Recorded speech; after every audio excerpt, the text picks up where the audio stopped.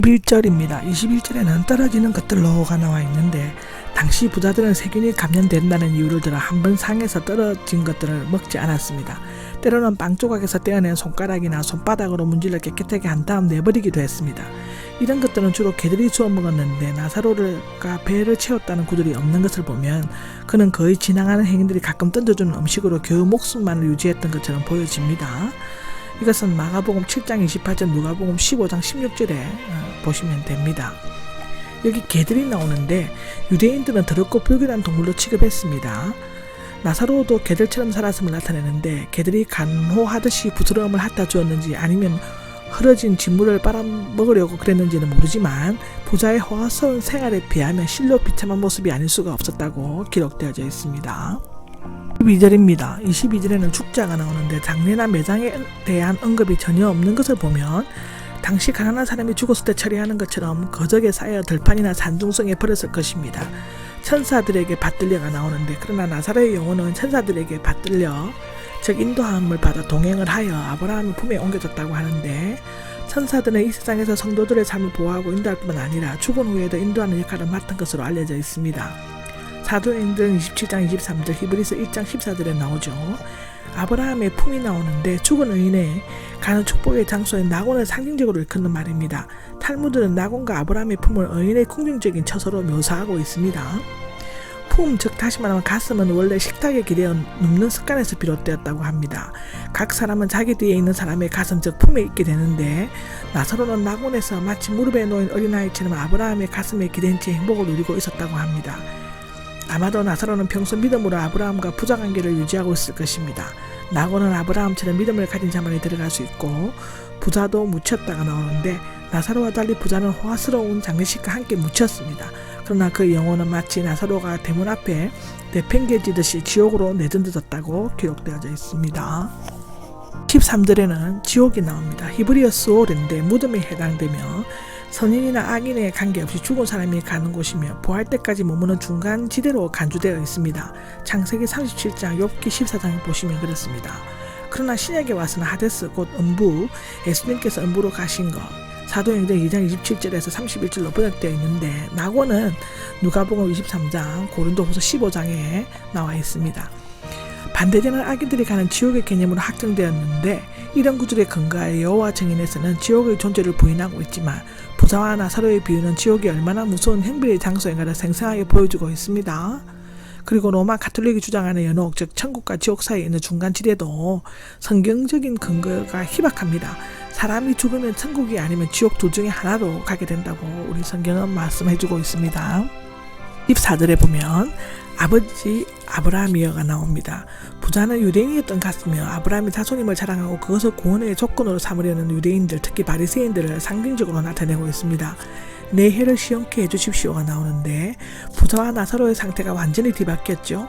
세상에서는 나사로가 부자의 상에서 떨어지는 빵 부스러기를 애타게 찾았지만 이제는 부자가 나사로의 손끝에서 떨어지는 물을 갈급하게 구하고 있습니다. 여기에 적셔가 나오는데 손가락 끝으로 잠시 물을 적시는 것을 나타내고 있는데 엄청난 고통과 목마름을 극적으로 표현하고 있습니다. 그는 자존심과 체면도 다 내버리고 한때 자기 집 대문에 내팽개졌던 거지 나사로로 하여금 자기를 돕게 해달라고 애원합니다. 장차 천국과 지옥의 대역전의 드라마가 펼쳐질 것인데 이 세상에서 잘못된 것도 올바르게 잡혀질 것이고 거짓과 위선도 명백히 드러나게 될 것입니다. 그리하여 거지는 부자가 되고 자칭 의인은 그 가면이 벗겨져서 악인의 모습으로 나타날 것입니다. 여기에 심한 고통을 받고 있기 때문이다가 나오는데 너무나 고통스럽기 때문에 울부짖지 않고는 견딜 수 없는 상태를 말해준다고 합니다. 25절입니다. 25절에는 예야가 나오는데 부자가 아버지라고 부른 것에 대해 예야, 아이를 부르는 애칭으로 응답하는데 어조는 부드러웠지만 내용은 엄격합니다. 내 좋은 것은 고난, 내 좋은 것을 소유대명사, 내는 부자가 언제나 자기 자신의 재물을 내 재물, 내 돈으로 생각하고 마음대로 서슴을 나타내는데 그러나 나사로의 고난에는 소유격이 없는데 그것은 자신이 운에 쓰거나 죄 때문에 받고 고난이 아님을 나타내고 있습니다. 여기에서 한 가지 유의해야 할 것은 부자는 돈이 많았기 때문에 지옥에 갔고 나사로는 가난했기 때문에 천국에 가는 것은 아니라는 사실인데 사실상 부자는 나사로에게도 대문에서 나가라고 했거나 빵 부스러기도 못 먹도록 막았거나 나사로를 받기로 찬 적도 없었습니다. 다만 자신이 많은 재물을 가지고 있으면서도 이 세상에 고통받는 이웃의 굶주림과 헐벗은 것에 대해 전혀 무관심했고 아무런 국률도 베푸지 않았다는 점인데, 말하자면 그가 어떤 나쁜 일을 행했기 때문이 아니라 선한 일을 아무것도 행하지 않았기 때문인 것입니다. 아브라함이 부자에게 기억하라고 말한 것은 그런 점도 포함되어 있을 것입니다. 나사로의 경우는 구체적으로 밝혀지지 않고 있지만 아브라함의 품에 안길 만큼 믿음이 있고 의로운 삶을 살았을 것입니다. 부자와 나사로의 비유는 재물을 올바르게 사용하지 않는 것에 대한 교훈이며 구원받는 방법에 관한 것은 아니므로 종교적인 진리는 성경 전체의 내용을 통해 포괄적으로 이해되어져야만 합니다. 6절입니다. 26절에는 크게 갈라진 틈인데 하프마다에서 비롯되었다고 합니다. 신약 성경에서 이곳에만 나오고 있는데 크게 벌려진 구멍이나 틈 또는 깊은 협곡 등의 의미가 있습니다. 플라톤은 공화국에서 죽은 후 영혼이 오가는 통로라는 의미를 사용하고 있습니다. 고정되어 있어서는 영원 전부터 확정된 영원 불멸한 뜻이고, 하나님께서는 천국과 음부 사이에 사람이 건널 수 없는 깊은 틈을 두셨습니다. 죽음에 의해 표시되는 그 경계선을 일단 넘어서면 자신의 영적 상태와 그할 장소를 변경할 수 없습니다. 혹 장소들이 옮겨진다 해도 영혼의 상태가 변해지지는 않는데 회개나 영생을 위한 준비는 세상에 있을 때 행해야만 하며 죽으면 그 이상의 기회가 없다고 합니다. 27절에는 보내주십시오가 나오죠. 자신이 세상에서 공정한 경고나 정당한 기회를 갖지 못한 것처럼 말하고 있는데, 그리고 아직도 자신의 주인인 것처럼 나사로에게 심부름을 시킬 것을 요구하고 있습니다. 부자는 유대인들이 생각한 것처럼 죽은 사람을 불러낼 수 있고 또 죽은 사람의 영이 산 사람에게 의사를 전달할 수 있다고 믿고 있습니다. 로마 가톨릭 교회도 이 구절에 근거하여 죽은 자를 위한 기도를 정당화시키려고 하고 있습니다. 면제부나 죽은 자를 위한 세례 등이 그 신뢰인데, 아마도 부자의 5 형제도 부자와 같이 탐욕스럽고 이기적인 삶을 살고 있었던 것 같습니다.